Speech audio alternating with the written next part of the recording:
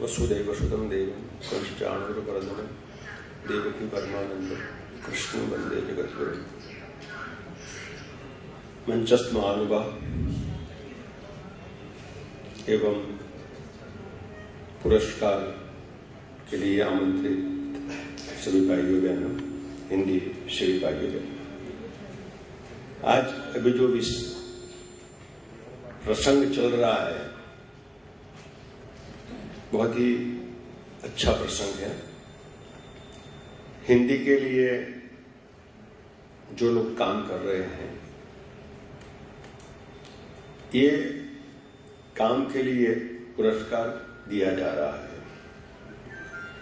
मेरी अभी आगे जो भी उन्होंने वक्तव्य दिया उसमें बताया कि भी यहाँ ये हो रहा है, ये हो रहा है, ये हो रहा है। मैं हिंदी के बारे में कुछ और चीज कहना चाहता हूँ। और चीज ये कहना चाहता हूँ कि मैं विदेश में, हिंदुस्तान में कहीं किसी भी तरह का एग्जीबिशन होता है, वहां हम जाते हैं तो वहां कहीं भी हिंदी का बोर्ड नहीं मिलता है, हिंदी का लेबल नहीं मिलता है। बड़े दुख की बात मैं बताऊं कि मैं जब भी साउथ अफ्रीका गया, दुबई गया, ऑस्ट्रेलिया गया, जहां जहां भी गया, वहां एग्जीबिशन के लिए जाते हैं हम लोग देखने के लिए कि भी कौन सी क्या क्या अभी हो रहा है। चाइना का स्टॉल होगा तो चाइना की लैंग्वेज होगी, इसके बाद जो है वो इंग्लिश जरूर होगा, मतलब चाइना की लैंग्वेज जरूर होगी। रशिया का होगा, रशियन लैंग्वेज होगी। फ्रांस का होगा, फ्रेंच लैंग्वेज होगी। हिंदुस्तान के स्टॉल होंगे, वहां एक भी स्टॉल पे आपको हिंदी नहीं मिलेगी, वहां ओनली इंग्लिश मिलेगी। तो ये हमारे लिए दुर्भाग्यपूर्ण बात है। ये बात जो है मैं किसी को निराश करने के लिए नहीं कहने जा रहा हूं, ये बात जो है वो हमें समझने के लिए, क्योंकि अभी जब आप इतना काम कर रहे हैं तो इस दिशा में भी जहां मंचस्थ पर विराजमान है वो लोग कुछ कर भी सकते हैं, आप भी कर सकते हैं, आप तो करते ही है। तो यहां हमें ये चीज की भी अति आवश्यकता है कि हिंदी को बढ़ावा मिले। आप लोग जो काम करते हैं उसमें से जो है वो एक और तरीका जिसमें लोगों के दिमाग में हिंदी का महत्व बहुत है। आप अभी मैंने कहीं कोई प्रसंग में सुना था कि सैमसंग का मोबाइल जब आया तो उनमें बाकी लैंग्वेज में जो है वो बातें थी, हिंदी में नहीं थी, तो उसका सेल नहीं था। जब भी उन्होंने हिंदी डाला तो उसका सेल बढ़ गया।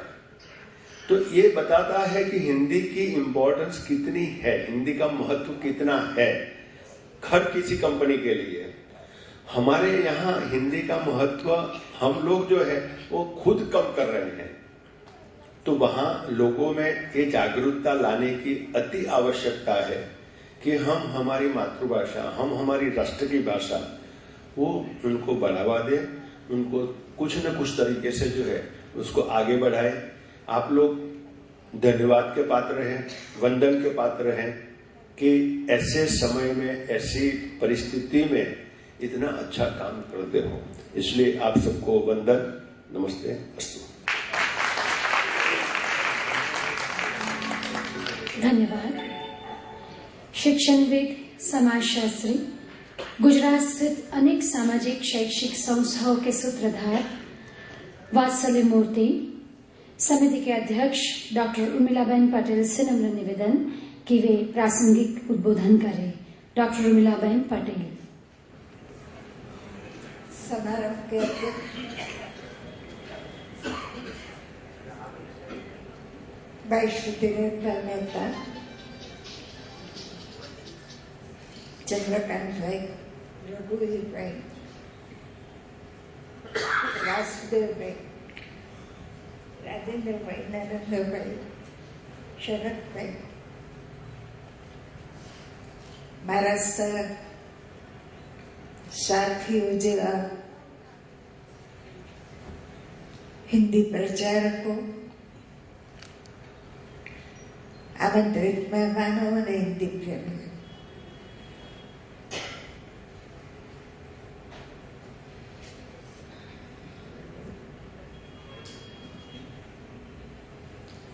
बड़ी खुशी की बात है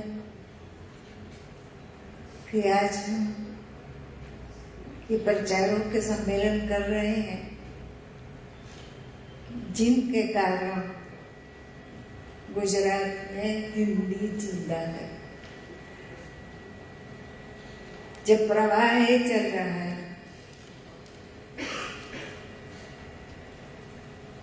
कि अंग्रेजी की ओर बच्चे को पढ़ाना है,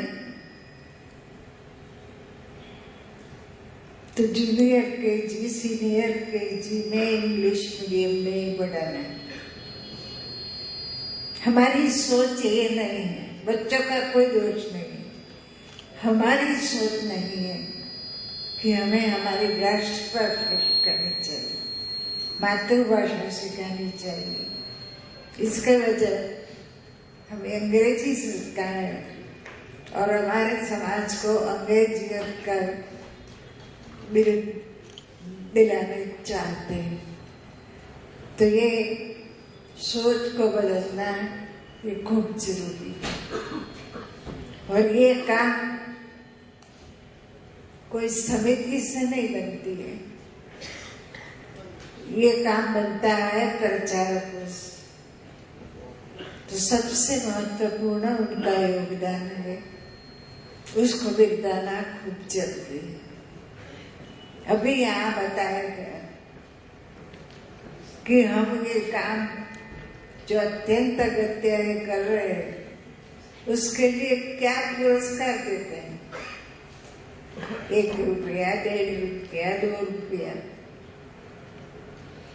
और इतने कम जिसके आज एक कुली भी आपका काम करने को तैयार नहीं है, ऐसे ढांचे साधनों से हम हिंदी प्रचार का काम करते हैं। तो सबसे ज्यादा धन्यवाद प्रचारकों को ही है। मैं ये चाहती हूँ कि हिंदी प्रचारकों की संख्या भी बढ़ाओ और उनके द्वारा हिंदी सीखने वालों की संख्या भी बढ़ाना। हमें ये प्लानिंग करना चाहिए कि ये हम कैसे कर सके, कैसे बढ़ावा करेंगे।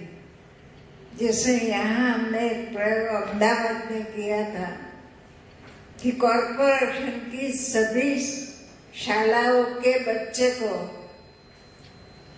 हम हिंदी पढ़ाए। तो यहाँ ये सरकार कॉरपोरेशन द्वारा मिला है, तो हम और कॉरपोरेशनों, म्युनिसिपालिटियों, नगर पालिकाओं, ये सबको भी साथ में लेके बढ़ा कर सकते हैं कि वो अपने अभ्यासक्रम के साथ साथ हिंदी का भी पढ़ाई कराए, तो बच्चों को आपो आप अपनी राष्ट्रभाषा के प्रति प्रेम होगा। तो ये करने का काम हमारा है, हमें हमारी पॉलिसी नियत करके उस दिशा में काम करना चाहिए। तो मैं ज्यादा बोलना नहीं चाहती हूँ, लेकिन आज के दिन का जो निर्णय हम कर रहे हैं वो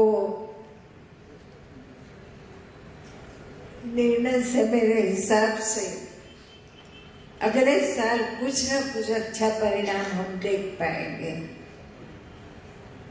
और धन्यवाद प्रचारकों को ऐसे ही सम्मेलन में पुरस्कृत करके हम दे सकेंगे। एक मेरी महेच्छा कई समय से थी कि हमारी राष्ट्रभाषा यूनो में भी रिकॉग्नाइज हो। ये प्रयास कई समय से चल रहा है, लेकिन कुछ सरकारी किस्म के हिंड्रेंस के कारण हम अभी तक उसमें सफल नहीं हुए हैं। मैं चाहती हूँ कि जो अगुवाई करनी चाहिए तो भारत सरकार करे, राज्य सरकार उसका इम्प्लीमेंटेशन करे और हमारी राष्ट्रभाषा को अंतर्राष्ट्रीय स्तर पर बड़ी रिकॉग्निशन मिले। और तीसरी बात करूंगी कि जो गवर्नमेंट में कारोबार चल रहा है वो अंग्रेजी में चलता है और कई राज्यों में मातृभाषा में भी चलता है, लेकिन राष्ट्रभाषा का वहां भी रिकॉग्निशन नहीं। उसको राज्य भाषा कहो और उसका रिकॉग्निशन होना, इसका यूज इसमें होना, ये खूब जरूरी। तो ये सब बातें हमें ध्यान रखनी है। उसके लिए हमें एक एटमॉस्फेयर बनाना है। तो मेरे हिसाब से कुछ न कुछ परिणाम हम नजदीक के सालों में पा सकेंगे। तो आज मुझे यहाँ बुला के 2 शब्द कहने का मौका दिया, इसलिए सब आयोजकों का इंक्लूडिंग माई सेल्फ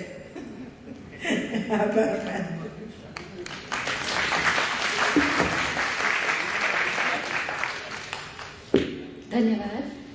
समारोह में उपस्थित doctor Ushaben Upadhyay, HK college के प्राचार्य भट्ट साहब एवं वर्धा से पधारे नरेंद्र भाई, आपकी उपस्थिति हमें खुशी प्रदान कर रही है। और अब जिस क्षण का हम इंतजार है या जिस कार्यक्रम के तहत हम जिसके लिए यहाँ सब सम्मिलित है, वो निवृत्त न्यायमूर्ति धीरेन भाई मेहता के वरद हस्तों से जेठालाल जोशी हिंदी सेवी पुरस्कार डॉक्टर रघुवीर भाई चौधरी को प्रदान किया जाएगा। माननीय धीरेन भाई मेहता के कर कमलों से जेठालाल जोशी हिंदी सेवी पुरस्कार प्रदान किया जाता है डॉक्टर रघुवीर भाई चौधरी को। सम्मान स्वरूप 11,000 रुपये नकद स्मृति चिन्ह एवं शाल प्रदान की जाएगी। रघुवीर भाई चौधरी नाम अपने आप में पहचान है, हृदय से गांधीवादी, गहरी संवेदना के सर्जक, सूक्ष्म व्यंग एवं विदग्धता जिनका स्वभाव है, समर्थ लेखक, प्रतिबद्ध आलोचक, काव्य जिनका पहला प्यार, पर कथा साहित्य उनकी पहचान, डॉक्टर रघुवीर भाई चौधरी।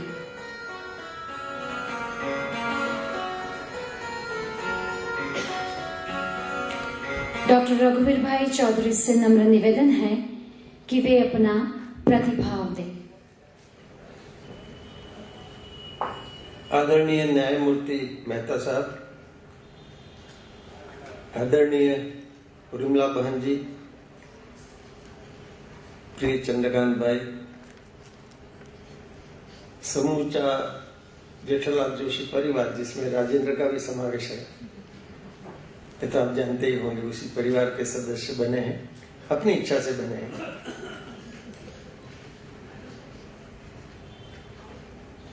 सब हिंदी की सेवा करने वाले विद्वान प्रचारक और विद्यार्थी मित्रों, मैं अभी बता रहा था कि उमाशंकर जोशी और जेठालाल जोशी एक गोत्र से आते हैं और उमाशंकर जी के पिताजी के पास भारत भारती मैथिली चरण गुप्त की पुस्तक जिस पर सरकार ने प्रतिबंध लगाया था वो भारत भारती उनके घर में थी। तो हिंदी की पुस्तक और राष्ट्र के लिए लड़ना, ये दो चीजें साथ थी। हिंदी का काम करना भी देश की बड़ी सेवा थी और इसीलिए जेठालाल जोशी ने ये काम अपने जिम्मे लिया। उनकी शक्तियां ज्यादा थी, हम सब इतना बड़ा काम नहीं कर सकते, लेकिन मिलकर कर सकते हैं।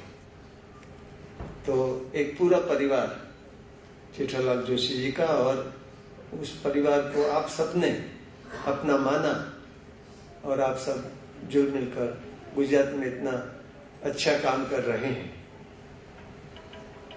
संकट हिंदी के प्रति नहीं है उर्मिला बहन, संकट सभी भारतीय भाषाओं के लिए है।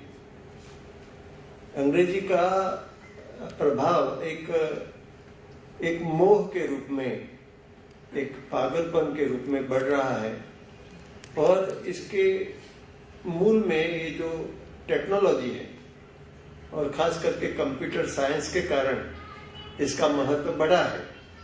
तो ये तो एक व्यामोह है और कुछ समय अभी रहेगा, लेकिन सारे विश्व के शिक्षा शास्त्री मानते हैं कि मातृभाषा में ही सही रूप में शिक्षा दी जा सकती है और मातृभाषा में पढ़ने वाला अपना विकास तीव्रता से बिना किसी बोझ से कर सकता है। इसलिए हिंदी और सभी भारतीय भाषाओं का विकास होता ही रहेगा।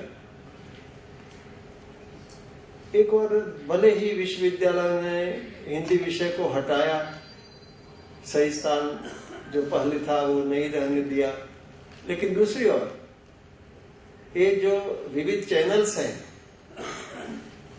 उनके द्वारा हिंदी का कितना बड़ा प्रचार हो रहा है।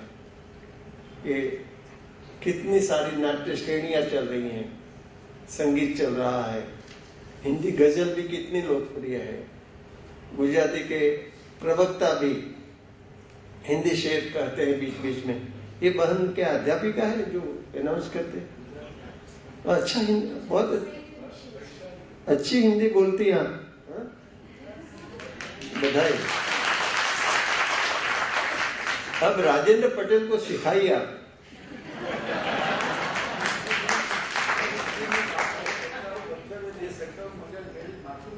नहीं, वो साहित्य परिषद में करो।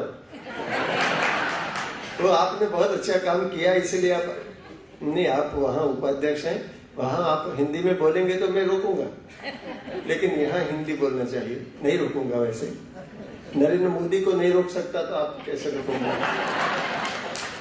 तो गुजरात में भी हिंदी में बोलते हैं। जानते हैं कि हिंदी मतदाताओं की संख्या ज्यादा है। चिमन भाई का स्मरण हुआ उर्मिला बहन के कारण। आप जानते हैं इनका प्रेम विवाह था, उर्मिला बहन और चिमन भाई का। और चिमन भाई बड़े ही स्नेहाल व्यक्ति थे। हम लोगों ने तो विरोध किया, उनके सामने लड़े, लेकिन उनका प्रेम, चिमन भाई का प्रेम कभी कम नहीं हुआ। हम तो उनके शिष्य जैसे थे, लेकिन जो उनके शत्रु थे चिमन भाई के, उनके साथ भी बहुत गौरवशील व्यवहार किया। और चिमन भाई से नए लोगों को, जिनको बड़े पद पर आना है, उनको सीखना चाहिए कि अपने विपक्ष में जो लोग हैं उनके साथ कैसा व्यवहार, किस भाषा में बात करनी चाहिए। आज तो राजनीति में भी ये जो गौरवपूर्ण भाषा जो चिमन भाई तक हम देखते थे वो नहीं रही है। और